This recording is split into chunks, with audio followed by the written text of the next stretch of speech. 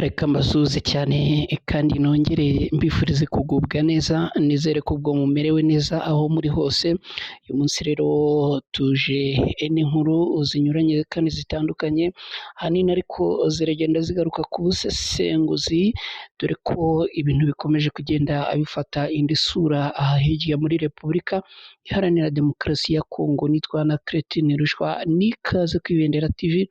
Twihuse cyane uyu munsi ntabwo turi butinde mu bintu byinshi kuko inkuru zirahari nyinshi kandi zikomeye cyane zo kuvugaho, nta gutwara umwanya rero ahubwo turinjira muri izi nkuru. Nizere ko ubwo mwamaze gukora like na subscribe, abasigaye namwe twihute cyane tudacikanwa, hanyuma ubundi dukomeze kugenda dusangira izi nkuru zitandukanye kandi twizera ko zibashimisha. Hanyuma twihuse cyane, iyi nkuru iraza kugaruka ku bintu bikomeye Perezida wa Repubulika Iharanira Demokarasi ya Kongo kuri ubu ari we Tshisekedi ashobora kuzicuza igihe kinini. Hanyuma kandi turanyura hirya no hino turebe uko umutekano ukomeje kugenda uba muke i Goma, kubera ko ubu umusirikare wa FARDC yarashe umumotari, nyuma y'uko ejo twababwiraga yuko umusirikare wa FARDC nanone yinjiye muri resitora akarasa abantu nta gitekerezo n'iki na kimwe. Hanyuma ibi kandi biragendana n'indi nkuru ivuga ko hatoraguwe umurambo w'umugore kuri uyu wa gatandatu mu mujyi wa Goma mu ntara ya Kivu y'Amajyaruguru, nawe yishwe.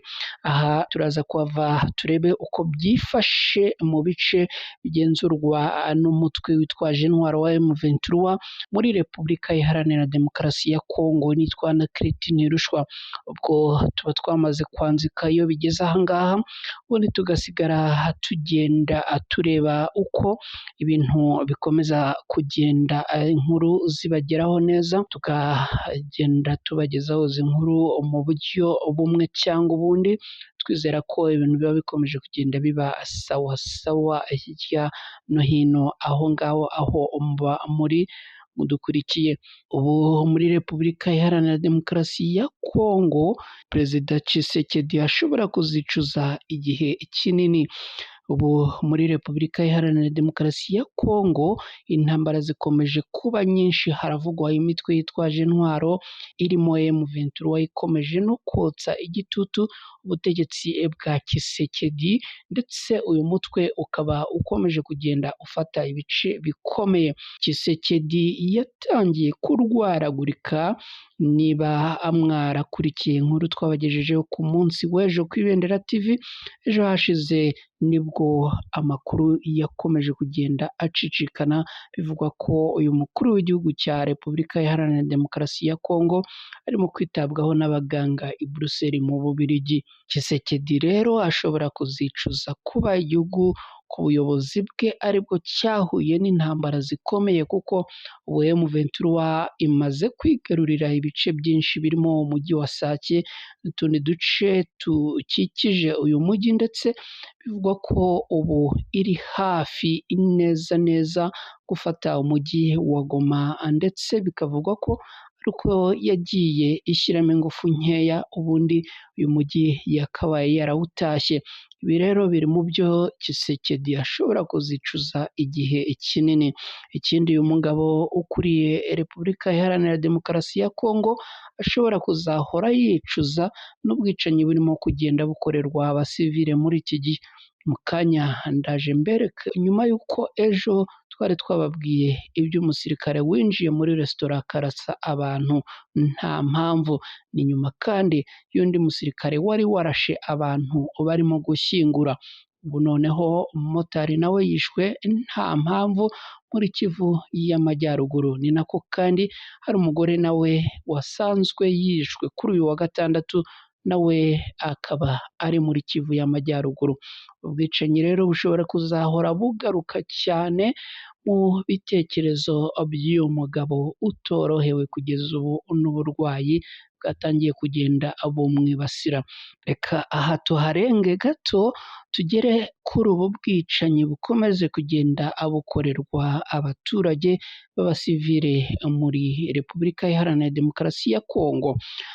Umutekano muke uri kuvugwa cyangwa se ukomeje kuvugwa i Goma uragenda uzamukana n'ibikorwa by'abasirikare bagenda bibasira abaturage babarasa. Undi muntu yiciwe i Goma arashwe, amakuru avuga ko ari umusirikare warashe umumotari ku manywa y'ihangu. Kuri uyu wa gatandatu ahagana saa tanu z'amanywa, umuntu witwaje intwaro yarashe umumotari ahitwa Nyabushongo muri komine ya Karisimbi. Ababibonye bavuga ko uwarashe ari umusirikare mu ngabo za Kongo.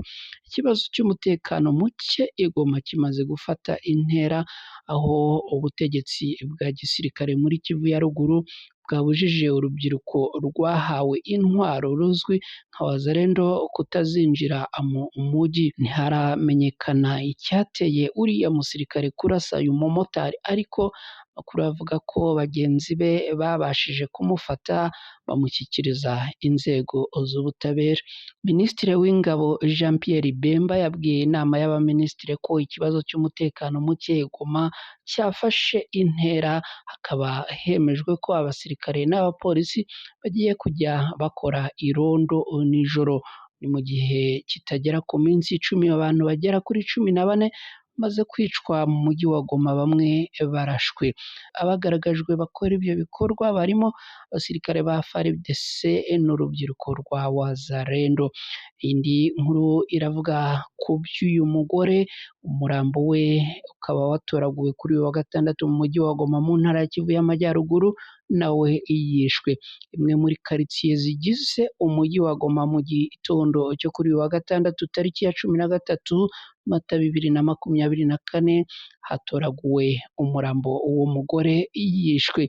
Ni muri karitsiye ya Kiziba ya mbere iherereye hafi y'itorero rya Seripa, niho batoraguye umurambo w'uyu mugore ufite imyaka 60 y'amavuko, nk'uko iyi nkuru dukesha urubuga rwa Maisha DRC rubitangaza.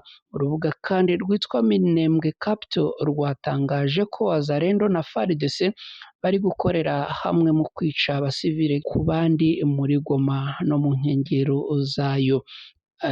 Uru rubuga rugira ruti basanze umugore yaguye ikiziba mu gitondo cyo kuri uyu wa 13 Mata 2024.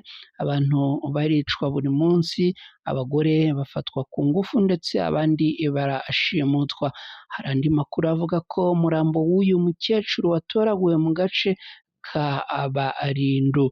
Kwicwa kwa abasivile i Goma byamaze kuba ibindi, ni mu gihe uyu apfuye nyuma y'abandi 3 bishwe barashwe ku wa kabiri ubwo bavaga muri banki kubikuza amafaranga yabo, ndetse no ku wa gatatu hakaba harishwe abandi nabo 3 bari bari muri resitora, naho ku wa kane hishwe abandi basivile 2 bicwa batewe amabuye. Ibikorwa by'ubugome bikomeje kugenda byibasira abasivile muri Repubulika Iharanira Demokarasi ya Kongo. Ibi rero bikaba bikomeje kugenda biba bibi cyane. Reka noneho duterereye akajisho hirya turebe ko byifashe mu bice bigenzurwa na M23. Hakomeje kugaragara itandukaniro mu bice bigenzurwa n'inyeshyamba za M23 n'ibindi bice bigenzurwa n'ihuriro ry'ingabo zifasha igisirikare cya Kongo FARDC. Mu ntara ya Kivu y'Amajyaruguru ho mu burasirazuba bwa Repubulika Iharanira Demokarasi ya Kongo, ibintu bikomeje kugenda biba ukundi.